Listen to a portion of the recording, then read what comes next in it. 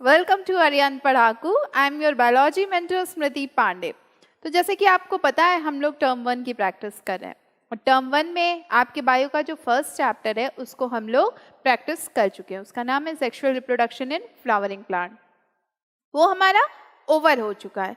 अब हमारा जो बायो का सेकेंड चैप्टर है जिसका नाम है ह्यूमन रिप्रोडक्शन, इसके बारे में हम लोग को प्रैक्टिस करनी है और देखना है कि इसमें किस टाइप के क्वेश्चन आते हैं और कैसे हम लोग उनको सॉल्व कर सकते हैं। तो रेडी हैं आप? ठीक है। और एक चीज़ सबसे इम्पॉर्टेंट कि ये सारे क्वेश्चन आपके एनसीईआरटी से ही आते हैं। ओके तो जितने क्वेश्चन यहाँ पे हैं या जितने क्वेश्चन आपके एग्जाम्स में आने वाले हैं सब एनसीईआरटी बेस्ड ही होंगे, तो एनसीईआरटी ही आपको पढ़नी है। फाइन, चलिए स्टार्ट करते हैं। तो हमारा पहला क्वेश्चन है हमारी स्क्रीन पे, scrotal sac maintain the temperature. Scrotal sac कितना टेम्परेचर मेंटेन करता है? स्क्रोटल सेक जो होता है ये मेल बॉडी का रिप्रोडक्टिव ऑर्गन होता है और स्क्रोटल सेक कितना टेम्परेचर मेंटेन करता है उसका आंसर आपको बताना है। तो आपके पास ऑप्शन जो है 2 to 2.5 degree Celsius higher than the normal internal body temperature. Next जो है that is 2 to 2.5 degree Celsius lower than the normal internal body temperature. Okay, third है आपका 4 to 4.5 degree Celsius lower than the normal internal body temperature. And the last one is 3 to 4.5 degrees Celsius lower than the normal internal body temperature. Fine. तो इसमें से आपको correct option बताना है कि कौन सा होगा। तो आपको पता है स्क्रोटल सेक जो होता है ये टेम्परेचर मेंटेन करता है और कितना टेम्परेचर मेंटेन करता है? 2 to 2.5 degree Celsius lower than the internal body temperature. Okay, तो यहाँ पे हमारा करेक्ट ऑप्शन कौन सा है? Second one. फर्स्ट वन में देखिए यहाँ पे हायर लिखा हुआ है तो हायर तो होगा नहीं, लोअर, लोअर टेम्परेचर मेंटेन करता है। Now see the answer and the answer is correct, second one. Scrotal से लोअर टेम्परेचर मेंटेन करता है इंटरनल बॉडी से, कितना? 2 to 2.5 डिग्री सेल्सियस। चलिए अब नेक्स्ट क्वेश्चन पे आते हैं। Germ cell obtain nutrients from. Germ cell के बारे में पूछा जा रहा है कि इनको न्यूट्रिएंट्स कहाँ से मिलते हैं। अब ऑप्शन क्या दिए हुए हैं? Leydig cell, interstitial cell, Sertoli cell, both 1 and 2। तो लाइडिक सेल क्या करते हैं? ये मेल बॉडी में हॉर्मोन्स का प्रोडक्शन करते हैं। फाइन। इंटरस्टिशियल सेल्स क्या होते हैं? इंटरस्टिशियल सेल्स के ही एग्जाम्पल होते हैं लाइडिक सेल, मतलब ये भी हॉर्मोन्स के प्रोडक्शन में हेल्प करते हैं। थर्ड ऑप्शन है आपका सर्टोरी सेल। तो सर्टोरी सेल क्या करते हैं? न्यूट्रिशन प्रोवाइड करते हैं जर्म सेल्स को। जैसे कि आपको पता है जितने भी सेल होते हैं, लिविंग सेल होते हैं, इन सबको न्यूट्रिएंट्स की रिक्वायरमेंट होती है ना। तो वैसे ही जर्म सेल्स को भी न्यूट्रिशन चाहिए होता है और इनको न्यूट्रिशन देते हैं सर्टोली सेल। लास्ट में आपको ऑप्शन पूछा जा रहा है बोथ 1 and 2, मतलब लाइडिक सेल एंड इंटरस्टिशियल सेल। तो ये दोनों सेल हॉर्मोन्स का प्रोडक्शन करते हैं, ये न्यूट्रिशन नहीं प्रोवाइड करते हैं। क्लियर है? तो ऑप्शन कौन सा होगा? Third one, Sertoli cell. Let's check the answer और आंसर है हमारा third one, Sertoli cell. Clear है आपको? Now come to the next question. Next question है अब C, Leydig cell secrete male hormones. Leydig cell कौन से मेल हॉर्मोन्स को सिक्रीट करते हैं? ऑप्शन दिए हुए हैं androgen, estrogen, growth hormone, follicle stimulating hormone. तो जो लाइडिक सेल होते हैं ये किसको सिक्रीट करते हैं? दे सिक्रीट एंड्रोजन्स, एंड्रोजन को ये सिक्रीट करते हैं। फाइन, ये एंड्रोजन हार्मोन को सिक्रीट करते हैं। ओके, जो फॉलिकल स्टिमुलेटिंग हार्मोन होता है ये फीमेल बॉडी में जब मेंस्ट्रुअल साइकिल का फेज होता है उस टाइम पे इन हार्मोन्स का प्रोडक्शन होता है, उनमें चेंजेस आते हैं। चलिए नेक्स्ट क्वेश्चन हम लोग देखते हैं। रिटेटेस्टिस इज प्रेजेंट इन बिटवीन। रिटेटेस्टिस इनमें से किसके बीच में प्रेजेंट होता है? और ऑप्शन है आपके epididymis, vas deferens, vasa efferentia, vas deferens, vasa efferentia and scrotal sac और seminiferous tubule and vasa efferentia. तो रिटेटेस्टिस आपका जो होता है ये सेमनीफेरस ट्यूबल और वासा एफरेंशिया के बीच में होता है मेल रिप्रोडक्टिव ऑर्गन में। ओके, रिटेटेस्टिस मेल रिप्रोडक्टिव ऑर्गन का पार्ट होता है और ये आपका सेमनीफेरस ट्यूबल और वासा एफरेंशिया के बीच में लाई करता है, इन बिटवीन दैट। क्लियर है, कोई कंफ्यूजन नहीं है?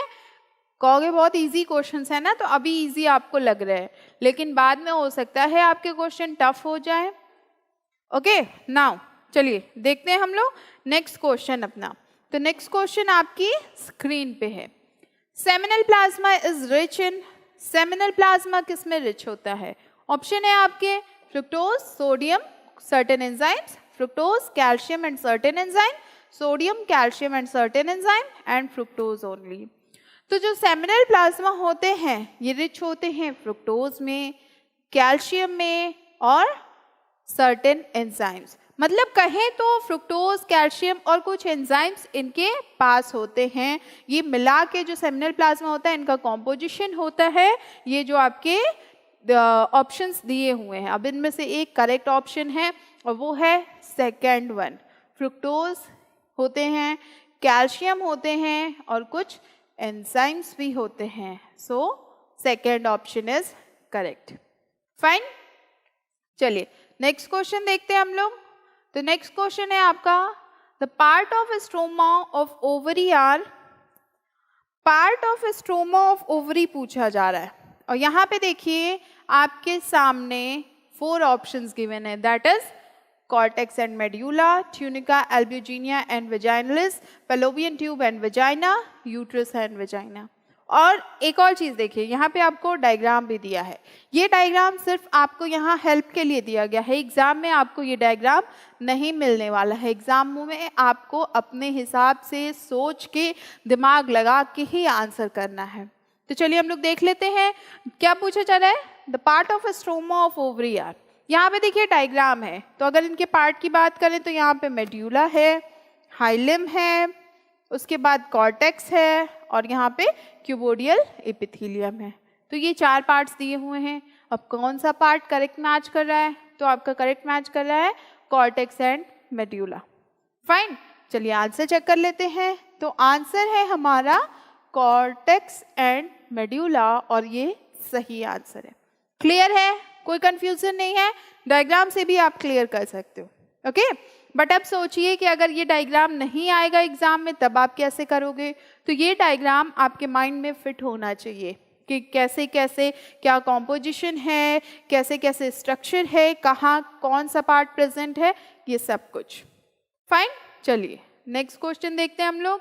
तो नेक्स्ट क्वेश्चन है हमारा fallopian tubes are extended between, fallopian tube female reproductive organ होते हैं। ओके, उसके पार्ट्स होते हैं और ये पूछा जा रहा है ये कहाँ से कहाँ तक एक्सटेंड करते हैं। और ऑप्शन है आपके ovary and uterus, ovary and vagina, ovary and infundibulum, ampulla and femoric. तो जो आपका फैलोपियन ट्यूब यहाँ पे क्वेश्चन पूछा जा रहा है, तो फैलोपियन ट्यूब कहाँ एग्जिस्ट करता है? It exist in between ovary and uterus. See, uterus ये होता है, ओके, और ओवरी ये है, ये भी है। फाइन, और फैलोपियन ट्यूब कहाँ है? तो फैलोपियन ट्यूब यहाँ है। तो फैलोपियन ट्यूब के एक साइड में देखिए आप ओवरी है, फाइन, और दूसरी तरफ क्या है आपका? यूट्रस है। तो ये कहाँ एग्जिस्ट कर रहा है? It exist in between ovary and uterus. और ऑप्शन आपका फर्स्ट वन जो है that is correct. Now answer match कर लेते हैं, तो आंसर हमारा सही है। क्लियर है ना? नेक्स्ट क्वेश्चन देखते हैं हम लोग। तो नेक्स्ट क्वेश्चन है हमारा the layer of uterus that undergo cyclical changes during menstruation is. कौन सी लेयर है जो मेंस्ट्रुअल साइकिल में चेंजेस आते हैं? ऑप्शन क्या दिए हुआ है? Outer perimetrium, inner perimetrium, inner endometrium and middle endometrium. Fine, correct option बताना है कि ये जो लेयर है, ये सारी लेयर जो है ये फीमेल रिप्रोडक्टिव ऑर्गन में होती है और इनमें से किन में चेंजेस आते हैं during menstruation. Menstruation female body में होता है, तो कौन सी लेयर में ज़्यादा चेंजेस आते हैं? तो जो लेयर है दैट इज इनर एंडोमेट्रियम, इसमें सबसे ज़्यादा चेंजेस आते हैं जब मेंस्ट्रुअल टाइम चलता है। ओके, नाउ आंसर मैच कर लेते हैं। तो इनर एंडोमेट्रियम की जो लेयर होती है इसी में सबसे ज़्यादा चेंजेस आते हैं और यहाँ होती है इनर एंडोमेट्रियम। ये है आउटर लेयर जिसका नाम है पेरीमेट्रियम और ये है मिडिल लेयर जिसका नाम है मायोमेट्रियम। क्लियर है? तो ये जो इनर लेयर है एंडोमेट्रियम की लेयर है, इसमें चेंजेस आते हैं। नाउ मूव करते हैं नेक्स्ट क्वेश्चन की तरफ। तो नेक्स्ट क्वेश्चन है हमारा, myometrium show strong contraction during. Myometrium में स्ट्रॉन्ग कॉन्ट्रैक्शन कब होता है? तो मायोमेट्रियम में स्ट्रॉन्ग कॉन्ट्रैक्शन कब होता है इसके बारे में पूछा जा रहा है। मायोमेट्रियम में स्ट्रॉन्ग कॉन्ट्रैक्शन, मायोमेट्रियम कहाँ है आपका? ये मिडिल लेयर। ओके, ऑप्शन क्या है? Parturition, fertilization, gametogenesis and gestation. तो जब फीटस की डिलीवरी होती है, जब फीटस बाहर आता है मदर वूम से, तब स्ट्रॉन्ग कॉन्ट्रैक्शन शो करते हैं मायोमेट्रियम। फाइन, समझ में आ रहा है आपको? तो अब उस डिलीवरी टाइम को हम लोग क्या कहते हैं साइंटिफिक लैंग्वेज में? तो उसको हम लोग पार्चुरेशन कहते हैं। अब चलिए आंसर मैच करा लेते हैं। तो आंसर आपका करेक्ट है कि जब बेबी फीटस बाहर आता है बॉडी से, तब उस ये मायोमेट्रियम होता है, इनमें चेंजेस होते हैं, ये कॉन्ट्रैक्शन शो करने लगते हैं। ओके, तो ये हमारा करेक्ट आंसर है पार्चुरेशन। कोई प्रॉब्लम? कोई प्रॉब्लम नहीं है। अब आप सोचोगे कि ये सारे क्वेश्चन हैं तो इनके आंसर भी सारे आपके एनसीईआरटी में ही हैं। सारा मतलब एक एक क्वेश्चन आपके एनसीईआरटी बेस्ड ही है। एनसीईआरटी ही इस समय आपके लिए सबसे ज़्यादा हेल्पफुल होने वाली है। वही आपके लिए कहें रामबाण है, संजीवनी बूटी है, ग्लूकोज है, पिज़्ज़ा है, जो भी आप कहो वही है आपके लिए, क्योंकि वही आपको हेल्प करने वाली है एग्जाम में। ठीक, तो एनसीईआरटी की एक एक लाइन को आप एकदम अच्छे से पढ़ जाइएगा। चलिए नेक्स्ट क्वेश्चन देखते हैं हम लोग। तो नेक्स्ट क्वेश्चन है आपका, the milk is sucked out through. Milk कहाँ से सक्ड आउट होता है? मेमरी डक्ट से, लैक्टिफेरस डक्ट से, एल्वियोलर डक्ट से, और बोथ 1 and 3। 1 and 3 मतलब mammary duct and alveolar duct. तो जो मिल्क सक्ड आउट होता है मेमरी ग्लैंड से, that is by which? Mammary duct से होता है। तो मेमरी डक्ट क्या करते हैं? मेमरी डक्ट का काम होता है मिल्क का प्रोडक्शन करना। They are help in the production of milk. Lactiferous duct ये हेल्प करते हैं मिल्क को सक आउट होने में। तो ये जो लैक्टिफेरस डक्ट ऑप्शन है ये करेक्ट होगा आपका। नेक्स्ट है आपका एल्वियोलर डक्ट। तो एल्वियोलर डक्ट जो होते हैं ये एयर के ट्रांसमिशन में हेल्प करते हैं। जब हम लोग रेस्पिरेशन करते हैं तो उस टाइम पे ये हेल्प करते हैं। तो यहाँ से देखिए जो लास्ट वन है 1 and 3, ये तो दोनों ही एग्जिस्ट नहीं कर रहे ना, मतलब ये दोनों ही जो मिल्क सकिंग का प्रोसेस पूछा जा रहा है कि मिल्क सक्ड कैसे होता है, तो उसके बारे में पूछा जा रहा है। तो ये ना एल्वियोलर डक्ट उसमें हेल्प करते हैं ना मेमरी डक्ट। तो हमारा कौन सा ऑप्शन सही हुआ? Second one. Now match the answer and that is correct. Clear है आपको? Okay, now come to the next question. Each spermatogonium is, spermatogonium का नेचर पूछ रहा है कि वो हैप्लॉइड है, डिप्लॉइड है तो कितने क्रोमोसोम हैं उनके पास, उसके बारे में। फाइन, तो जो स्पर्मेटोगोनियम होते हैं ये क्या होते हैं? हैप्लॉइड होते हैं या डिप्लॉइड होते हैं? तो जो हमारे स्पर्मेटोगोनियम होते हैं ये हमारे डिप्लॉइड होते हैं। तो डिप्लॉइड के कौन कौन से आंसर मिले हमें? एक सेकेंड मिला, एक थर्ड मिला, एक फोर्थ मिला। अब यहाँ पे देखिए, यहाँ आपको अगर सिर्फ पता हो कि वो डिप्लॉइड है तो उससे काम नहीं चलने वाला है। फाइन, अब उसके लिए आपको पता होना चाहिए कि वो कितने क्रोमोसोम्स होते हैं उनमें। तो कितने क्रोमोसोम्स होते हैं? क्या 44 क्रोमोसोम्स होते हैं या 46 क्रोमोसोम होते हैं या 40 क्रोमोसोम्स होते हैं? तो जो स्पर्मेटोगोनियम होते हैं इनमें 46 क्रोमोसोम होते हैं और ये डिप्लॉइड नेचर के होते हैं। इट मीन्स कि हमारा थर्ड ऑप्शन करेक्ट है। फाइन, चलिए आंसर चेक करा लेते हैं। तो आंसर है हमारा third one, diploid with 46 chromosome. Okay, तो ऐसे स्पर्मेटोगोनियम का पूछा है, ऐसे ओगोनिया का भी पूछ सकता है, ऐसे जाइगोट का भी पूछ सकता है, किसी भी चीज का पूछ सकता है कि वो हैप्लॉइड है कि डिप्लॉइड है, कितने क्रोमोसोम्स हैं। Clear? Now come to the next question. Semen is the secretion of semen जो होते हैं इनमें सिक्रीशन होता है किसका? और आपके पास 4 ऑप्शंस हैं and that is epididymis, vas deferens and seminal vesicles. Epididymis, vas deferens and prostate glands. Epididymis, vas deferens only. Last one क्या दिया आपका? Seminiferous tubule, epididymis, vas deferens, seminal vesicles and prostate gland. अब इस question को आप कैसे करोगे? तो इस क्वेश्चन को करने के लिए आपको पूरा प्रोसेस पता होना चाहिए कि सीमेन का सिक्रीशन किस किस पार्ट से हो रहा है. फाइन. तो यहाँ पे हम लोग देख रहे हैं कि सीमेन का सिक्रीशन जो होता है ये सबसे पहले कहाँ होता है? सेमनिफेरस ट्यूबल में, उसके बाद एपिडाइमिस में, उसके बाद वास डिफरेंस में, उसके बाद सेमिनल वेसल में and the last one is prostate gland. तो ये आंसर आपका मैच कर रहा है. अगर आपको 2-3 नाम पता हो, ये पूरा प्रोसेस ना पता हो, तो आप इनमें से कोई भी आंसर सेलेक्ट कर लोगे. बट अगर आपको पूरा प्रोसेस पता है कि कैसे प्रोसेस हो रहा है, सिक्रीशन कहाँ से कहाँ तक हो रहा है, तो आप करेक्ट ऑप्शन पे जाओगे. तो करेक्ट ऑप्शन है आपका 4th वन. चलिए आंसर मैच करा ले. तो आंसर हमारा बिल्कुल भी सही है. फाइन. चलिए मूव करते हैं नेक्स्ट क्वेश्चन पे. तो नेक्स्ट क्वेश्चन है हमारा, oogonia undergo division and enters into. Oogonia में डिवीजन होता है और वो किस फेज में एंटर करता है, ये पूछा जा रहा है. यहाँ पे दिया है prophase 1 of meiosis 1, metaphase 1 of meiosis 1, anaphase 1 of meiosis 1, telophase 1 of meiosis 1. पहले तो आपको फेजेस बताने हैं कि प्रोफेज है, मेटाफेज है, एनाफेज है, टेलोफेज है.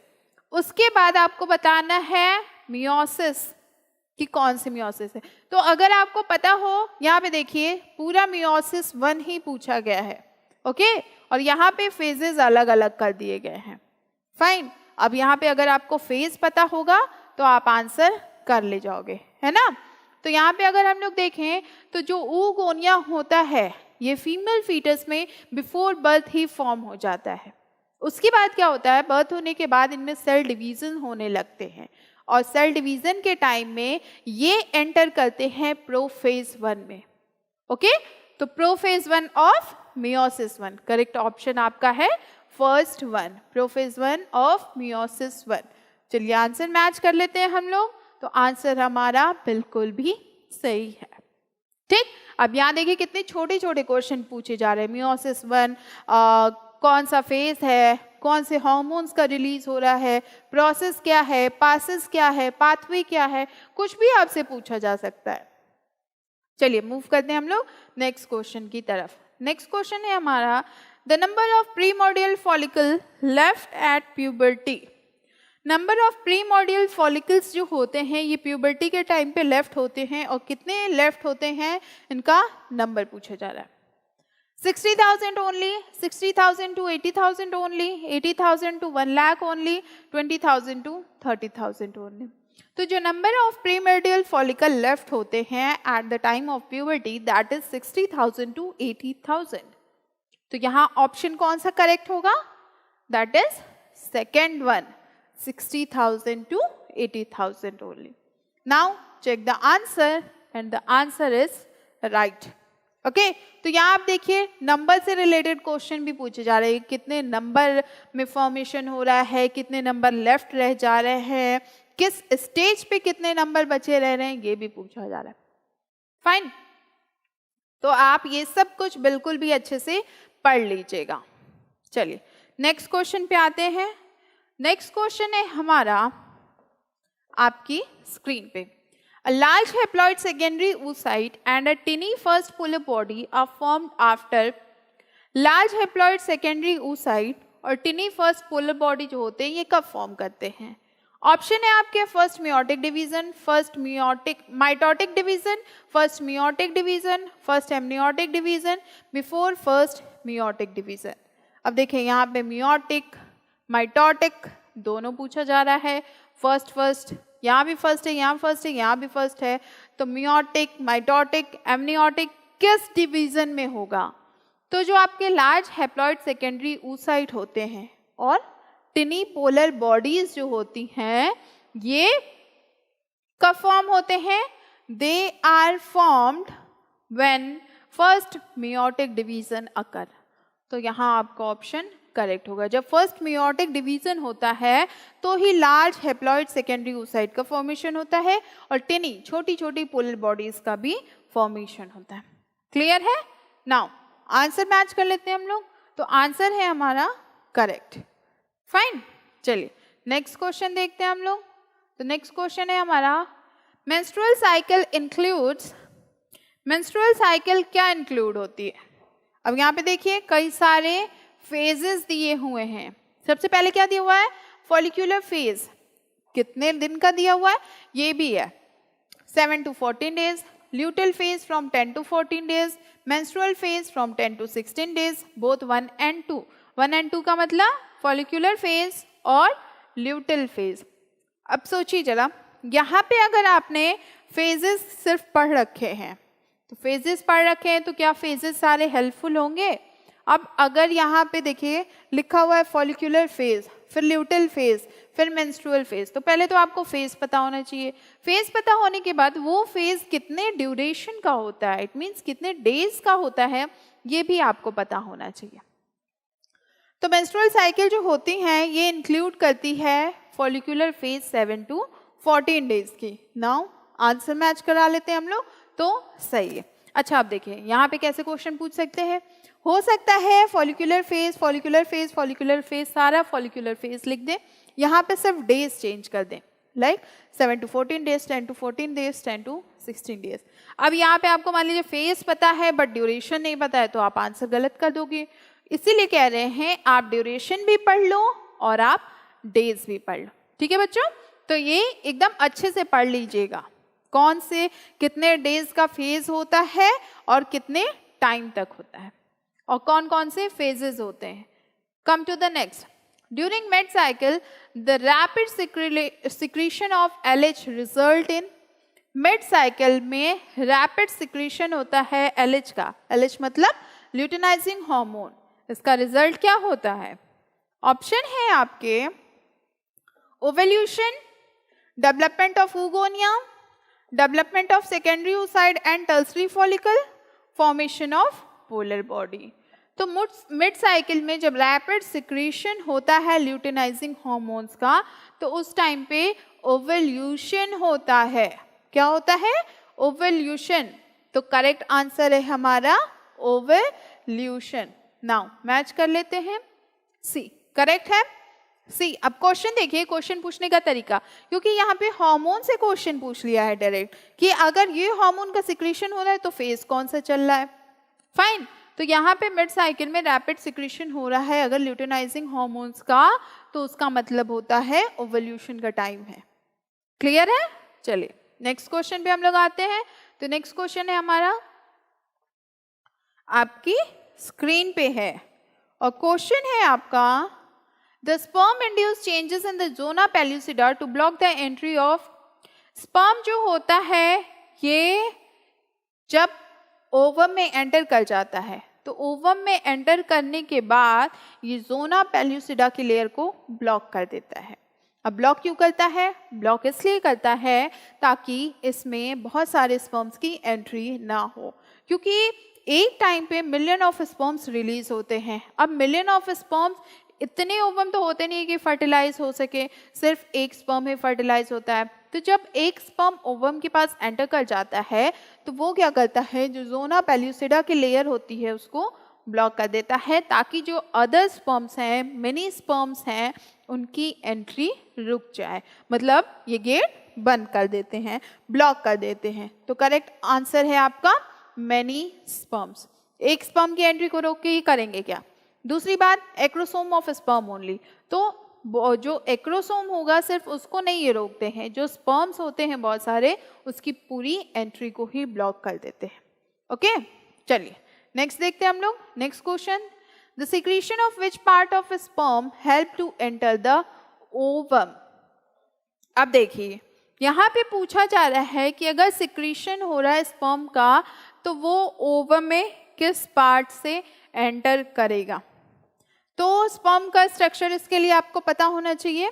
स्पर्म का स्ट्रक्चर कैसा होता है? ऐसे कुछ होता है। फाइन, बनाते हैं हम लोग और देखते हैं। और यहाँ पे टेल होती है। ये हेड होता है, ये नेक होता है, ये मिडिल पीस होता है और ये टेल होती है। ये हेड है, ये नेक है, ये मिडिल पीस है और ये टेल है। ऑप्शन क्या दिए हैं आपके? Middle piece, tail, acrosome and neck. अब एक्रोसोम क्या होता है? मिडिल पीस तो समझ में आया, ये मिडिल पीस है, टेल ये है, एक्रोसोम और नेक ये है। तो एक्रोसोम जो होता है ये स्पर्म में इसके हेड पे होता है और इसी की वजह से ये ओवम में एंटर कर पाते हैं। समझ रहे हैं आप कि जो हेड होता है स्पर्म का, इसके पास एक्रोसोम होते हैं और एक्रोसोम की हेल्प से ही ये ओवम में एंटर कर पाते हैं। चलिए आंसर चेक कर ले हम लोग। तो आंसर है हमारा करेक्ट एक्रोसोम। अब सोचिए, यहाँ पे हो सकता है हेड भी लिखा हो या यहाँ पे हो सकता है कि इन सब के सिर्फ हार्मोन्स के नाम लिखे हों। फाइन, तो कुछ भी पूछ सकता है आपसे कि कौन सा पार्ट है जो एंटर करता है, ये कौन सा हार्मोन है जो रिलीज होता है तो स्पर्म ओवम में एंटर कर पाता है या फ्यूज हो पाता है। चलिए नेक्स्ट क्वेश्चन देखते हैं हम लोग। तो नेक्स्ट क्वेश्चन है आपका, embryo with 8 to 16 ब्लास्टोमस are. Embryo अगर 8 to 16 ब्लास्टोमस का है तो उसे क्या कहेंगे? मोरुला, ब्लास्टुला, अर्ली गैस्ट्रुला और लेट गैस्ट्रुला। ऑप्शन क्या? ऑप्शन तो ये दिए हैं आपके। अब आपको समझ में आ रहा है? सबसे पहले देखते हैं कि फर्टिलाइज्ड एग हमें मिलता है, उसके बाद इस एग में एग सेल में डिवीजन होता है तो ये 2 सेल स्टेज बना लेते हैं, फिर ये 4 सेल स्टेज बनाते हैं, फिर ये 8 सेल स्टेज बनाते हैं। क्वेश्चन क्या पूछ रहा है? 8 to 16 ब्लास्टोमस का। अब 8 to 16 अगर ब्लास्टोमस है तो 8 to 16 यहाँ तो 8 सेल्स का फॉर्मेशन हो गया। अब यहाँ पे क्या होगा? 8 to 16 सेल्स का फॉर्मेशन होगा और इसको हम लोग क्या कहते हैं? मोरुला। मोरुला के बाद ब्लास्टुला का फॉर्मेशन होता है और यहाँ पे 100 सेल्स रहते हैं। उसके बाद नंबर ऑफ सेल्स बढ़ते जाते हैं। ठीक है, तो गैस्ट्रुला तो लास्ट में आता है, तो अर्ली गैस्ट्रुला, लेट गैस्ट्रुला ये दोनों कंडीशन ही अप्लाई नहीं होती। ब्लास्टुला की कंडीशन में 100 ब्लास्टोमस का फॉर्मेशन होता है और मोरुला में 8 to 16 ब्लास्टोमस होते हैं। तो करेक्ट ऑप्शन क्या होगा आपका? First one. ठीक है, चलिए आंसर चेक कर ले हम लोग। तो हमारा मोरुला करेक्ट है। अब यहाँ पे ये डायग्राम हम आपकी सिर्फ और सिर्फ हेल्प के लिए लगाएं ताकि आप समझ जाओ। एग्जाम में ऐसा कोई भी डायग्राम नहीं आने वाला है, तो इसके लिए आप बिल्कुल निश्चिंत रहिएगा कि सब कुछ आपको खुद से ही पढ़ना है, कोई ऐसा डायग्राम नहीं आने वाला है। अगर डायग्राम आता है तो डायग्राम बेस्ड क्वेश्चन आएंगे। लाइक पूछा जा सकता है स्टेजेस कौन से हैं, पार्ट्स कौन से हैं, नॉमेनक्लेचर करिए, इस टाइप के आपको क्वेश्चन आ सकते हैं। नेक्स्ट क्वेश्चन देखते हैं हम लोग। Zona pellucida is dissolved by the enzyme. Zona pellucida की लेयर किस एंजाइम से डिसॉल्व होती है? ऑप्शन है साइटोलाइसिन, कार्बोक्सिलेज, एक्रोसिन एंड हाइल्रोनिडेज। तो यहाँ पे जो एक्रोसोम होते हैं वो एक्रोसिन एंजाइम रिलीज करते हैं और ये एक्रोसिन एंजाइम जो होते हैं ये ज़ोना पेल्यूसिडा के लेयर को डिसॉल्व करने में हेल्प करते हैं। ठीक है, तो इससे तो आप बिल्कुल भी आसानी से पता कर लोगे कि एक्रोसोम है तो कौन सी एंजाइम रिलीज कर रहा है, क्योंकि जो हेड पार्ट होता है उसके पास एक्रोसोम होते हैं और एक्रोसोम एक्रोसिन एंजाइम रिलीज करते हैं। तो थर्ड वन ऑप्शन आपका करेक्ट है। चलिए नेक्स्ट क्वेश्चन देखें हम लोग। तो ये आपका ऑप्शन करेक्ट है। क्लियर है, कोई कंफ्यूजन नहीं है? Now come to the next. Trilaminar embryonic disc consist of. Trilaminar embryonic disc है तो वो क्या कंसिस्ट करते हैं? अब देखिए यहाँ पे आपको बहुत ऑप्शन दिए हुए हैं कंफ्यूज करने वाले। पहले दिया है आपका एक्टो, एंडो एंड मेसोडर्म, दूसरा दिया आपका एक्टो, एंडो एंड हाइपोब्लास्ट, तीसरा दिया है आपका epiblast, hypoblast and mesoblast, and the last one is ectoderm, mesoblast and endoderm. अब हम लोग जरा डायग्राम पे फोकस कर लेते हैं। तो डायग्राम में फर्स्ट इमेज देखिए आपकी है बाइलैमिनर एम्ब्रियोनिक डिस्क की। ओके, इसके पास क्या है? इसके पास है एपिब्लास्ट और दूसरा हाइपोब्लास्ट। तो यहाँ एपिब्लास्ट, हाइपोब्लास्ट, मेसोब्लास्ट लिखा है तो ये तो होगा नहीं ऑप्शन थर्ड। फाइन, नेक्स्ट हमारा एक्टो, एंडो एंड हाइपोब्लास्ट है। तो हाइपोब्लास्ट भी हमारे बाइलैमिनर एम्ब्रियोनिक डिस्क में है। यहाँ पे देखिए तो ये ऑप्शन भी हमें नहीं लग रहा है होगा। नाउ दूसरे डायग्राम पे हम लोग देखते हैं ट्राइलैमिनर एम्ब्रियोनिक डिस्क। अब इसके पास क्या क्या है, इसके पास है एक्टोडर्म, मेसोडर्म, एंडोडर्म। तो हम लोग के पास ऑप्शन है क्या, एक्टोडर्म, एंडोडर्म एंड मेसोडर्म का हमारे पास करेक्ट ऑप्शन है। और पूछा भी जा रहा है ट्राइलैमिनर एम्ब्रियोनिक डिस्क के बारे में, और ये पूरा डायग्राम ट्राइलैमिनर एम्ब्रियोनिक डिस्क का है, ठीक है। तो इसके बारे में आपको बताना था। तो करेक्ट ऑप्शन आपका कौन सा हो गया, ecto, endo and mesoderm. Now check the answer and the answer is correct. Clear है। तो ऐसे आपको लेयर्स पता होनी चाहिए कि कौन कौन सी लेयर होती हैं, किस फेज का पूछ रहा है ये भी पता होना चाहिए। नेक्स्ट क्वेश्चन देखते हैं हम लोग। The fluid that act as a shock absorber and prevents the embryo from desiccation is. ऐसा कौन सा फ्लूइड है जो शॉक को एब्जॉर्ब करता है और एम्ब्रियो को प्रिवेंट करता है डेसिकेशन से। ओके, ऑप्शन क्या है आपके, pleural fluid, cerebral fluid, amniotic fluid, chronic fluid. तो जब फीटस का फॉर्मेशन होता है, एम्ब्रियो से फीटस में वो कन्वर्ट होते हैं, तो वहाँ पे एमनियोटिक फ्लूइड जो होती है उसका फॉर्मेशन स्टार्ट हो जाता है। एमनियोटिक फ्लूइड का काम क्या होता है, एमनियोटिक फ्लूइड का काम ये होता है कि वो कोई शॉक लग गया, मान लीजिए मदर वूम में है और मदर को कोई शॉक लग गया, तो उससे उसको प्रिवेंट करेगी। जैसे चौंक जाते हैं, डल जाते हैं, झटका लग जाता है, ऐसी चीज़ें, या फिर चोट लग गई उससे। तो कोई भी अगर शॉक लग रहा है, ओके, तो ये शॉक को एब्जॉर्ब कर लेते हैं, मतलब फीटस तक उसका इफेक्ट नहीं पहुंचने देते हैं। दूसरा, एम्ब्रियो फ्रॉम डेसिकेशन, डेसिकेशन से भी उनको प्रिवेंट करते हैं। फाइन, तो इससे जो फीटस रहता है वो सेफ रहते हैं और हेल्दी रहते हैं। तो एमनियोटिक फ्लूइड जो होते हैं ये बहुत हेल्पफुल होते हैं जब फीटस का ग्रोथ होता है, जैसे जैसे स्टेजेस क्रॉस करते हैं वो। तो हमारा करेक्ट ऑप्शन है एमनियोटिक फ्लूइड। क्लियर है, कोई प्रॉब्लम? कोई प्रॉब्लम नहीं है, इजी है ना। चलिए नेक्स्ट क्वेश्चन देखते हैं हम लोग। तो नेक्स्ट क्वेश्चन है हमारा, during pregnancy the level of these hormones increase many times. Pregnancy के टाइम पे ये जो हॉर्मोन्स का लेवल दिया हुआ है ये बहुत ज़्यादा इंक्रीज कर जाते हैं।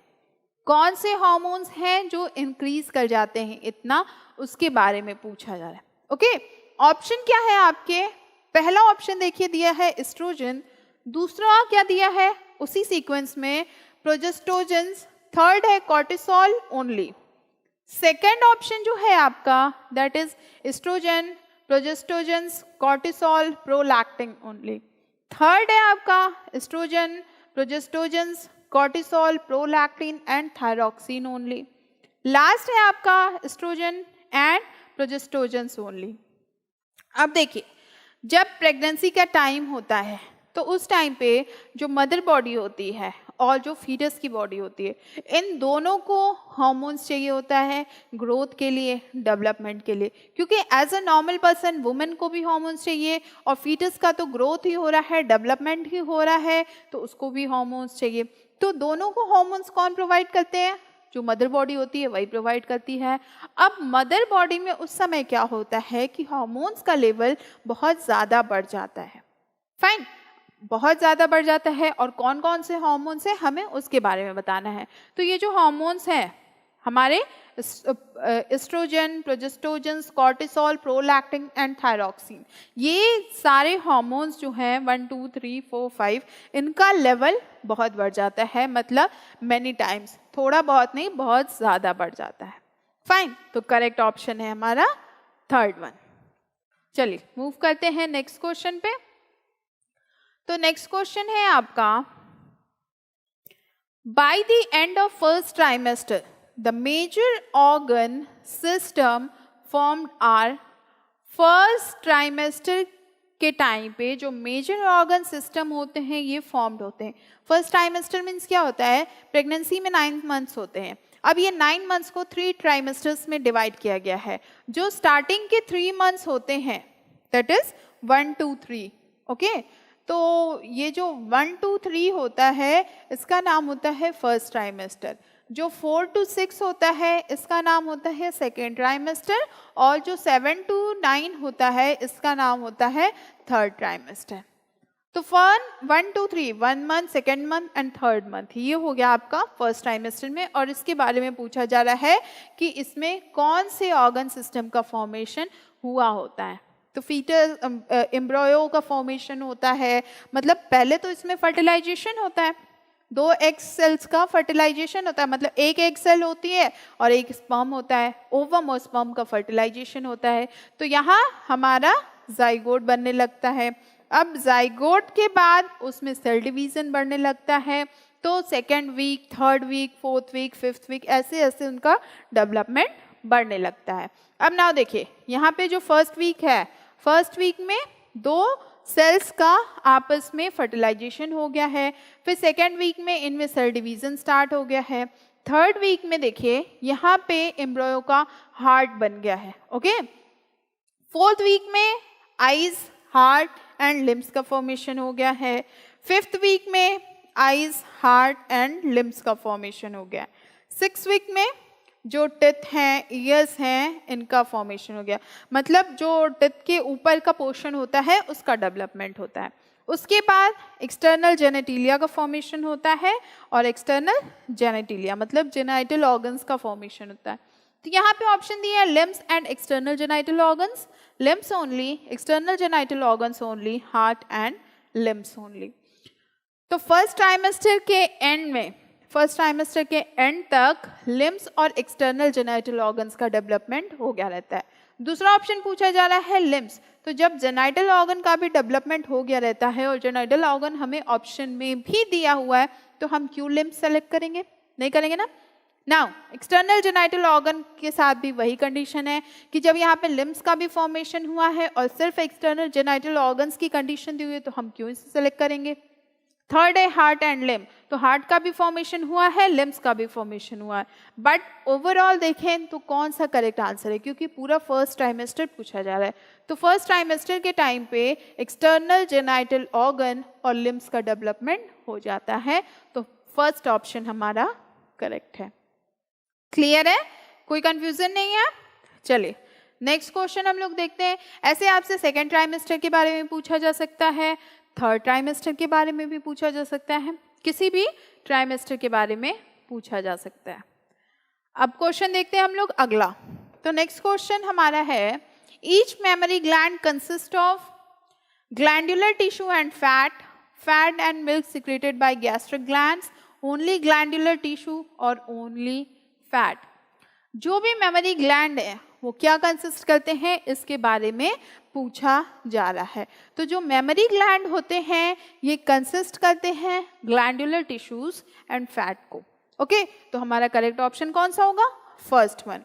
अब आप कहोगे कि मैम सेकंड भी तो करेक्ट है, तो fat, milk secreted by gastric gland, अब ये गैस्ट्रिक ग्लैंड सब किस में आएगा, या ये सब ग्लैंडुलर टिश्यू में ही आ जाता है। तो हमारा जो करेक्ट आंसर है that is glandular tissue and fat. चलिए आंसर देख लेते हैं हम लोग, तो ये आंसर करेक्ट है ना, ठीक है। ऐसे कंफ्यूज करने वाले क्वेश्चन बहुत आते हैं, क्योंकि एग्जामिनर आपको बहुत कंफ्यूज करता है, बहुत, बट आपको डटे रहना है, खड़े रहना है कि नहीं मुझे सही आंसर ही सिलेक्ट करना है, मैं गलत आंसर की तरफ नहीं जाने वाला या जाने वाली। नेक्स्ट क्वेश्चन है आपका, menstruation is caused by, menstruation किसकी वजह से होता है, इंक्रीज इन FSH लेवल मतलब फॉलिकल स्टिमुलेटिंग हार्मोन लेवल, दूसरा दिया आपका फॉल इन ऑक्सीटोसिन लेवल, तीसरा दिया आपका फॉल इन प्रोजेस्टेरोन लेवल, और लास्ट वन है increase in oestrogen level, okay. तो करेक्ट आंसर आपको बताना है इस क्वेश्चन का। तो यहाँ पे क्या होता है कि जब मेंस्ट्रुएशन की कंडीशन आती है तो उसमें जो लेवल ऑफ प्रोजेस्टेरोन हार्मोन होते हैं ये डिक्रीज कर जाते हैं, दैट डिक्रीजेस, प्रोजेस्टेरोन हार्मोन का जो लेवल होता है वो डिक्रीज कर जाता है after the regression of corpus luteum, जब कॉर्पस ल्यूटम का रिग्रेशन होता है उसके बाद। और ये क्या कॉज करते हैं, it causes the uterus to shed in lining and egg in a process जिसे हम लोग कहते हैं मेंस्ट्रुएशन।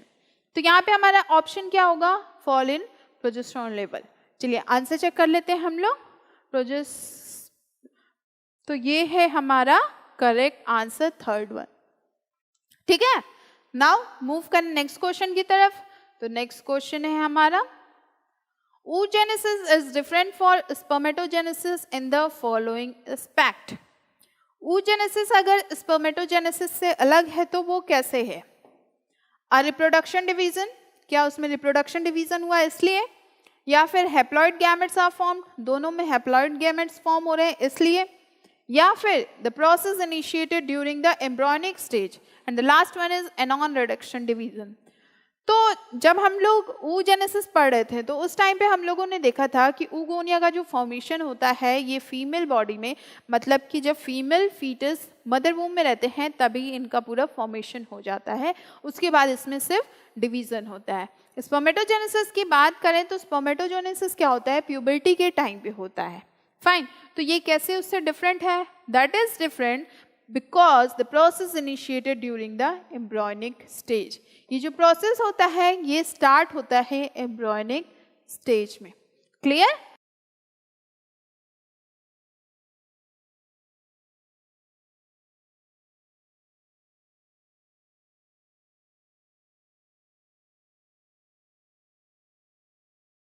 आंसर हमारा थर्ड करेक्ट है। क्लियर है? Third one is the correct answer. चलिए मूव करते हैं नेक्स्ट क्वेश्चन की तरफ। तो नेक्स्ट क्वेश्चन है हमारा, arrange part of the oviduct in a sequence.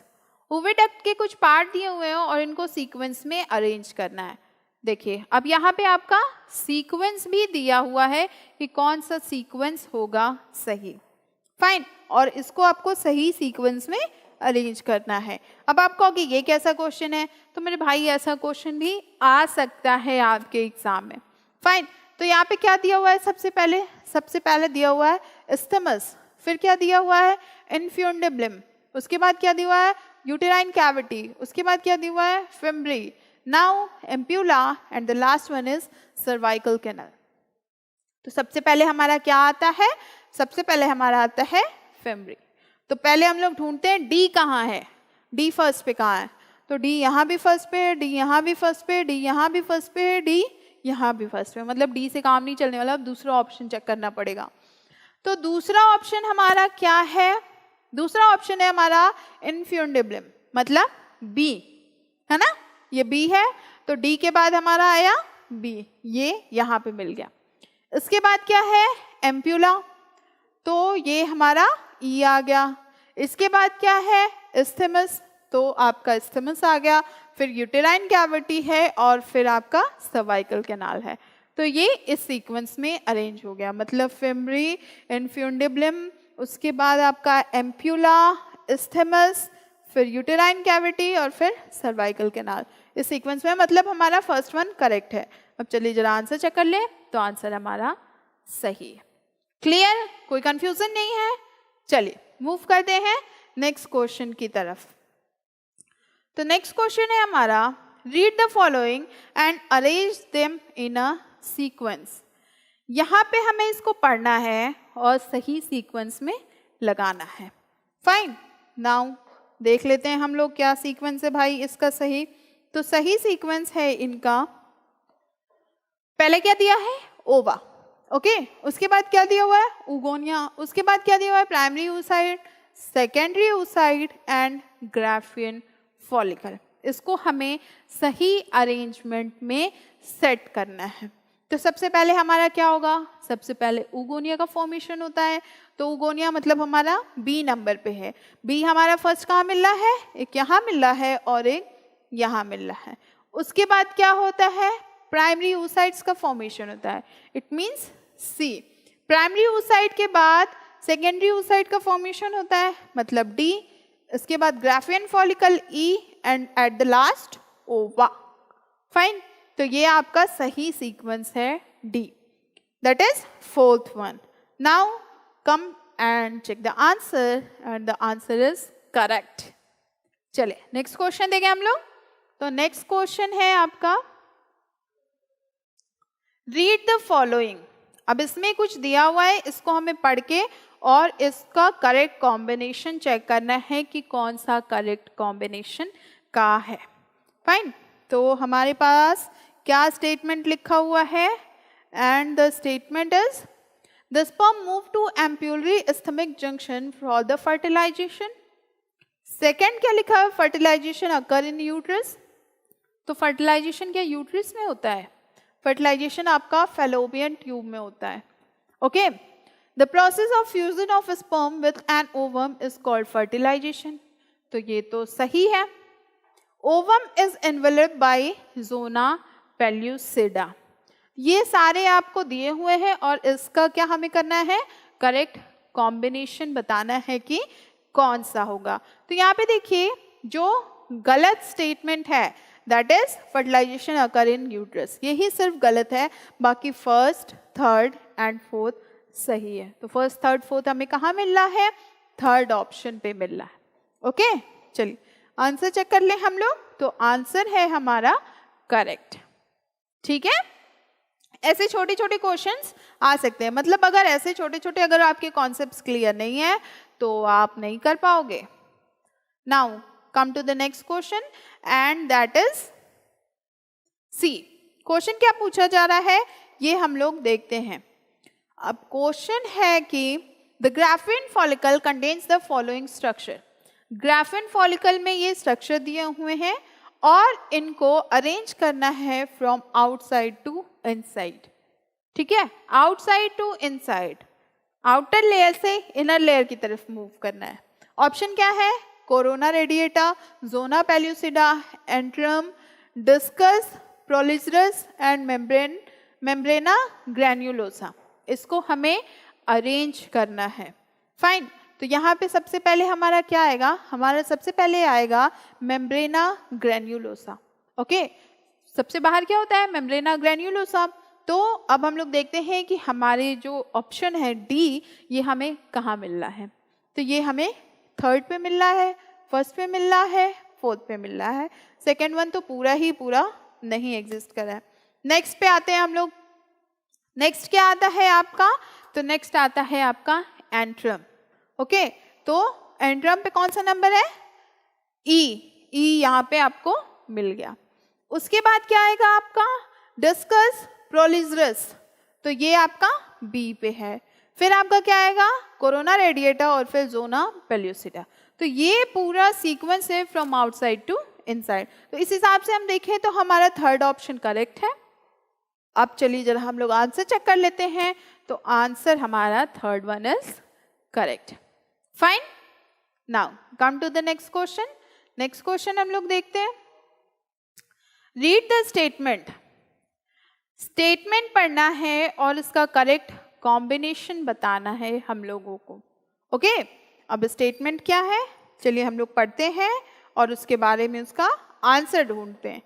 पहला स्टेटमेंट क्या है, the portion of decidua where the placenta is to be formed is called decidua बेसालिस.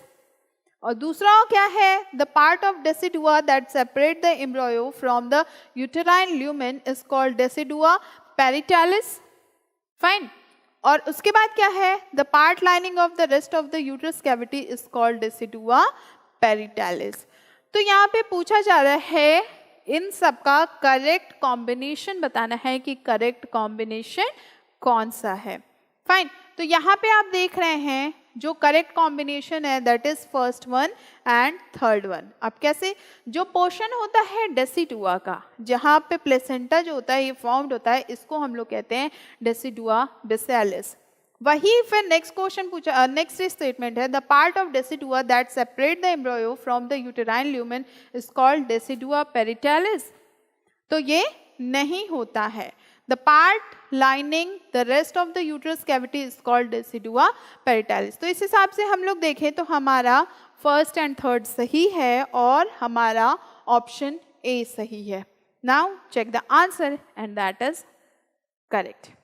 ठीक है, चलिए मूव करें हम लोग नेक्स्ट क्वेश्चन की तरफ. नेक्स्ट क्वेश्चन है हमारा, इसमें भी स्टेटमेंट पढ़ना है और इस स्टेटमेंट का करेक्ट कॉम्बिनेशन बताना है कि कौन सा करेक्ट कॉम्बिनेशन है इन गिवन स्टेटमेंट्स का, मतलब सही स्टेटमेंट बताना है. फाइन, तो चलिए हम लोग देखते हैं.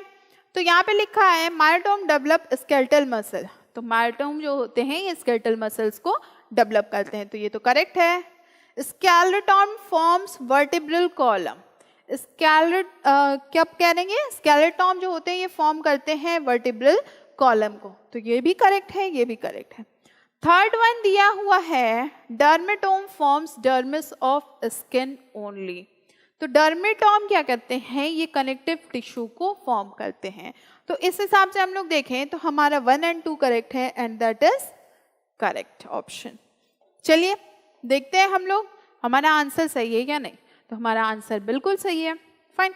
तो अब देखिए यहाँ पे कैसे कैसे क्वेश्चन किस लॉजिक से पूछा जा रहा है और आपको कैसे सॉल्व करना है या किन वर्ड्स पे ध्यान देने हैं, ये सब कुछ आप मतलब एकदम इम्पोर्टेंट समझ लीजिएगा। जैसे कभी कभी क्या होता है एनसीईआरटी में छोटे छोटे क्वेश्चन होते हैं या ब्रैकेट में कुछ वर्ड्स दे दिए होते हैं, तो हो सकता है उस वर्ड से डायरेक्ट आपको क्वेश्चन पूछे। आपको मेन वर्ड तो पता हो बट वो जो ब्रैकेट का वर्ड है वो आपने नहीं पढ़ा होगा, तो आप क्वेश्चन अटेम्प्ट ही नहीं कर पाओगे, फाइन। तो उसको भी आप पढ़ लीजिएगा इंपॉर्टेंट से। डायग्राम्स की प्रैक्टिस बहुत अच्छे से कर लीजिएगा। चलिए नेक्स्ट क्वेश्चन पे आते हैं। Read the following and arrange them in a sequence. इसको पढ़ना है और सीक्वेंस में अरेंज करना है। 5 ऑप्शन दिए हैं और 4 करेक्ट मैचिंग, उसका मतलब सीक्वेंस दिया हुआ है हमें। ओके, तो यहाँ पे आप देखिए सबसे पहले लिखा हुआ है ऑर्गेनोजेनेसिस, इसके बाद लिखा हुआ है बाइलैमिनर एम्ब्रियो, इसके बाद लिखा हुआ है इम्प्लांटेशन एंड लैमिनर ट्राइलैमिनर एम्ब्रियो और उसके बाद लिखा हुआ है गैस्ट्रुलेशन। इन सबको आपको करेक्ट सीक्वेंस में अरेंज करना है। क्लियर है? तो चलिए सबसे पहले हमारा क्या आता है, इम्प्लांटेशन। ओके, तो हम लोग ढूंढ लेते हैं सी हमारा कहाँ पहले।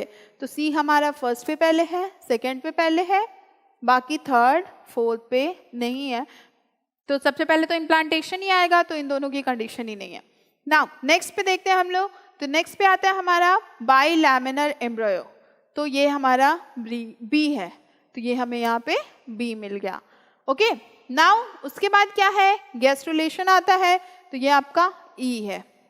उसके बाद क्या है, ट्राइलैमिनर एम्ब्रियो, तो ये डी पे है, ऑर्गेनोजेनेसिस ए पे है।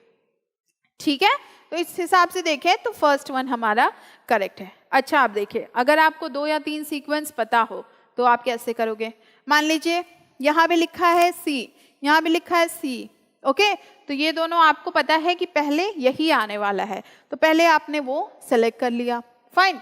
अब सेलेक्ट करने के बाद आप दूसरा ऑप्शन पे जाइए कि दूसरा ऑप्शन कहाँ है, तो दूसरा ऑप्शन भी आपको मैच कर गया। तो 2-3 अगर मैच कर जाते हैं तो आप आंसर पे टिक कर सकते हो, अगर आपको पूरा नहीं पता है तो। ठीक है, तो ऐसे कुछ ट्रिक्स अपना के आप क्वेश्चन अटेम्प्ट कर सकते हो। तो ये आपका सही आंसर है। क्लियर है? चलिए नेक्स्ट क्वेश्चन देखते हैं हम लोग। नेक्स्ट क्वेश्चन है हमारा मैच द फॉलोइंग। इसमें मैच करवाना है और हमें सही मैचिंग बतानी है कि कौन सी सही मैचिंग है। यहीं पे इसका ऑप्शन भी दिया हुआ है। ठीक है, अब आप देखिए क्वेश्चन आपकी स्क्रीन पे है जो करेक्ट मैचिंग बतानी है। नाउ सबसे पहले क्या दिया हुआ है, फर्टिलाइजेशन। उसके बाद क्या दिया हुआ है, ब्लास्टोसिस्ट। उसके बाद मोरूला, उसके बाद इनर ग्रुप ऑफ सेल, उसके बाद दिया हुआ है आउटर सेल्स। तो जो हमारा फर्टिलाइजेशन होता है ये कहाँ होता है, इसमें बताना है। यहाँ पे देखिए inner mass of cell, 8 to 16 blastomere, isthmus, ampullary junction, implantation and trophoblast. तो अगर हम लोग देखें तो फर्टिलाइजेशन हमारा इस्थमस एम्प्यूलरी जंक्शन में होता है। दूसरी बात करें ब्लास्टोसिस्ट की, तो ब्लास्टोसिस्ट हमारा इम्प्लांटेशन के टाइम पे होता है। तीसरी बात करें मोरूला की, तो मोरूला आपका यहाँ पे होता है। नाउ नंबरिंग लिख लेते हैं, फर्टिलाइजेशन यहाँ ए, ठीक है, ब्लास्टोसिस हमारा यहाँ बी और यहाँ पे सी। फिर आपका बचा इनर ग्रुप ऑफ सेल, तो ये क्या होते हैं, इनर मास ऑफ सेल। उसके बाद क्या है, आउटर सेल, तो ये बचता है हमारा ट्रोपोब्लास्ट, तो ये यहाँ पे हो जाएगा। अब हम लोग करेक्ट मैचिंग ढूंढ लेते हैं कम। तो फर्टिलाइजेशन का क्या है, थर्ड वन, थर्ड हमें यहाँ मिल रहा है और यहाँ मिल रहा है। ब्लास्टोसिस्ट का क्या है, बी का हम लोगों को मिल रहा है फोर्थ, तो बी का देखिए ये है फोर्थ, इसके बाद देखिए हमें मोरूला का मिलना है सेकेंड पे, जो कि 8 to 16 ब्लास्टोमस है, तो ये है। ओके, नाउ उसके बाद inner group of cell that is inner mass of cell, ये फर्स्ट है। आउटर सेल ये है ट्रोफोब्लास्ट, तो ये आपका करेक्ट है फर्स्ट वन। क्लियर है, कोई डाउट नहीं है, सब कुछ क्लियर है। चलिए आंसर मैच करा ले हम लोग, तो हमारा आंसर है first one and that is correct. ठीक है, come to the next question is match the following. इसमें भी आपको मैच कराना है सही सीक्वेंस में कि कौन सा किसका आंसर है, और यहाँ पे देखिए आपको करेक्ट आंसर भी दिया हुआ है। ठीक है, चलिए हम लोग मैच करा लेते हैं, और मैच कराने में हम लोग देखते हैं क्या रिजल्ट मिलता है। फाइन, नाउ कम एंड सी। तो यहाँ पे आपका दिया हुआ है फर्स्ट ल्यूटेनाइजिंग हार्मोन, फिर दिया है फॉलिकल स्टिमुलेटिंग हार्मोन, फिर दिया है GnRH, फिर दिया है एंड्रोजन। अब इन सबको सही सीक्वेंस में हमें अरेंज करना है। पहला क्या दिया हुआ है, act as anterior pituitary, act at Leydig cell, act on Sertoli cell and spermatogenesis. ठीक है, तो इस सबको आपको मैच कराना है। तो ल्यूटेनाइजिंग हार्मोन की बात करें तो ये हमारा स्पर्मेटोजेनेसिस के टाइम पे रिलीज होता है। ठीक है, तो यहाँ आपका हो जाएगा ए। फिर उसकी बात करें हम लोग FSH फॉलिकल स्टिमुलेटिंग हार्मोन की, तो ये आपका anterior pituitary, it act eight anterior pituitary, तो ये आपका हो जाएगा बी। उसके बाद है आपका GnRH, तो ये क्या होगा आपका, it act at Leydig cell. और फिर क्या बचा, एंड्रोजन, तो it act on Sertoli cell. तो करेक्ट ऑप्शन क्या होगा हमारा, ए का फोर्थ है। ए का फोर्थ हमें यहाँ मिल रहा है। उसके बाद बी का हमें फर्स्ट मिला, तो बी का फर्स्ट ये है। सी का क्या है हमें, तो सी हमें सेकेंड पे मिल रहा है, और डी हमें थर्ड पे मिल रहा है। ठीक है, तो इस हिसाब से हम लोग देखें तो हमारा सेकेंड ऑप्शन करेक्ट है। ठीक, चलिए आंसर चेक कर लेते हैं, तो आंसर हमारा करेक्ट है बिल्कुल। ओके, नाउ नेक्स्ट क्वेश्चन देखते हैं हम लोग। तो नेक्स्ट क्वेश्चन है हमारा, ये भी मैच द फॉलोइंग है। फाइन, अब इसमें भी हमें करेक्ट मैचिंग करनी है और उसका सही सीक्वेंस बताना है कि क्या होगा। ओके, रेडी हैं आप? तो चलिए हम लोग देखते हैं क्या हमारे क्वेश्चन में है और हम लोग को उसको किससे मैच करवाना है। तो यहाँ पे देखिए, यहाँ पे लिखा है yolk sac, hypoblast, delamination and epiblast. Next list जो दी है that is separation of two cell layer, outer layer of embryonic disc, umbilical vessel और एक्स्ट्रा एम्ब्रियोनिक एंडोडर्म। तो पहले आपका दिया है यॉक्सेक। यॉक्सेक की बात करें तो यॉक्सेक हमें कहाँ मिलता है, यूम्बिलिकल वेसल में, यानी कि ये हो जाएगा ए। उसके बाद हमें मिलता है हाइपोब्लास्ट। हाइपोब्लास्ट हमें कहाँ देखने को मिलता है, एक्स्ट्रा एम्ब्रियोनिक एंडोडर्म में। फाइन, तो ये हमारा हो जाएगा बी। इसके बाद हमें मिलता है delamination, it is the separation of two cell layer, तो ये हो जाएगा सी। और डी हमारा बचा, तो डी के पास हमें ये मिल रहा है outer layer of embryonic disc जिसका नाम है एपिब्लास्ट, तो ये हमारा डी हो गया, ये सी हो गया। अब करेक्ट मैच कौन सा है, लेट्स सी। यॉक्सेक की बात करें तो यॉक्सेक हमें थर्ड पे मिला है, थर्ड हमें यहाँ मिल रहा है, यहाँ मिल रहा है।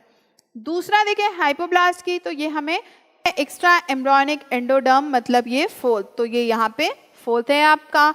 उसके बाद अगर हम लोग देखें डिलैमिनेशन, तो डिलैमिनेशन है आपका यहाँ separation of two cell layer that is first, और उसके बाद आपका एपिब्लास्ट बचा जो सेकेंड है, तो इट मीन्स कि second one is correct. Fine, चलिए आंसर चेक कर ले हम लोग।